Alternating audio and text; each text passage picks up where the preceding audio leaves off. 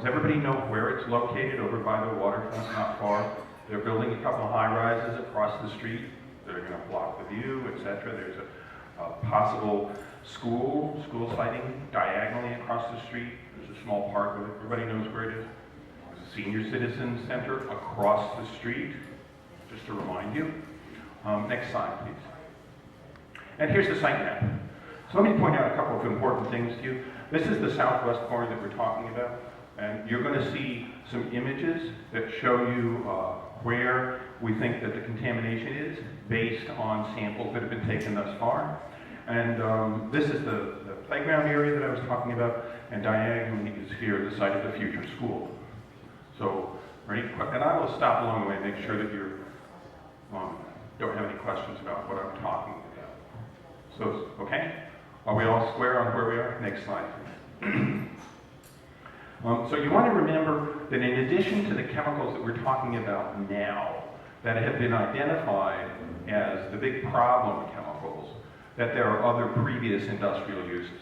And the reason that matters is because some of these chemicals that we're talking about now, the TCE and the phthalates, which are plasticizing agents, they may have had some distribution on the site that's related to other things that were spilled there before.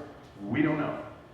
We have no idea because we don't have a time machine to go back, and we can't take samples from way previously. There just aren't any. The principal issues that we're talking about here, though, are the ones that occurred in the last few decades with the plastics manufacturing, and that ceased a little over 10 years ago, back in 2004. So it's been sitting idle in terms of industrial activity since that time. Next slide, please. And then shortly after that time, after it closed, the DEC started the process of trying to figure out if there was a contamination footprint left behind. Well, lo and behold, it quickly turned out that there is a contamination process, contamination that occurred. And the process is that the agency goes through an investigation. They do a site investigation. They're going to take soil samples, water samples. They'll drill holes deeper and get groundwater samples. They'll take samples of anything and everything that they think is related to the site and contamination. And they're looking to answer the question that is addressed in this document that we reviewed about the nature and extent of contamination.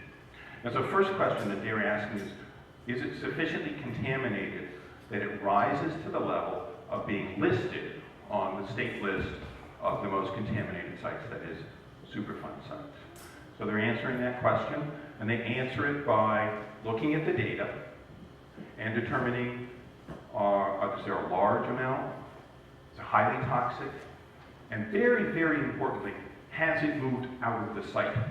Is it across the site boundary? You know, is it moved off the fence line? So is there soil contamination over there? Is there a groundwater plume that is spreading out somewhere else? And the groundwater issue is very, very important, both at the state and the federal level, because it indicates not only what has happened, but what might happen. And groundwater is an important resource for you and for everybody else. So it's being cleaned up under this process, under the Superfund process. You can go ahead and change that. And even before that, they had to have a permit to handle hazardous materials, even before it was listed as a Superfund site. So these are the major steps in the Superfund process, whether or not it's federal or state. In this case, we're operating at the state level. And so one of the early ones is the remedial investigation, and that's what we're reviewing now. So I'm going to give you a brief summary.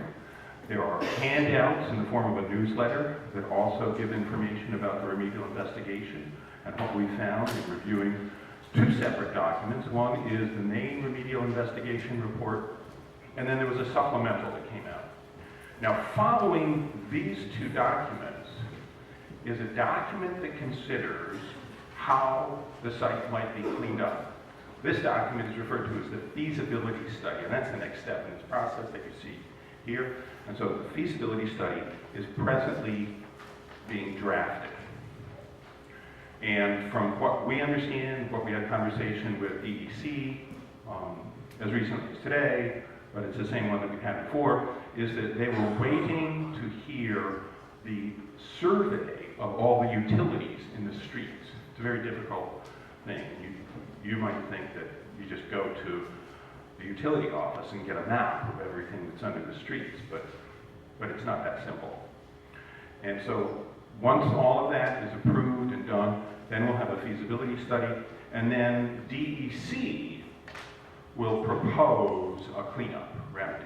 And that's the point at which we will get this proposed cleanup. It'll come out here. Everybody will have a chance to read it.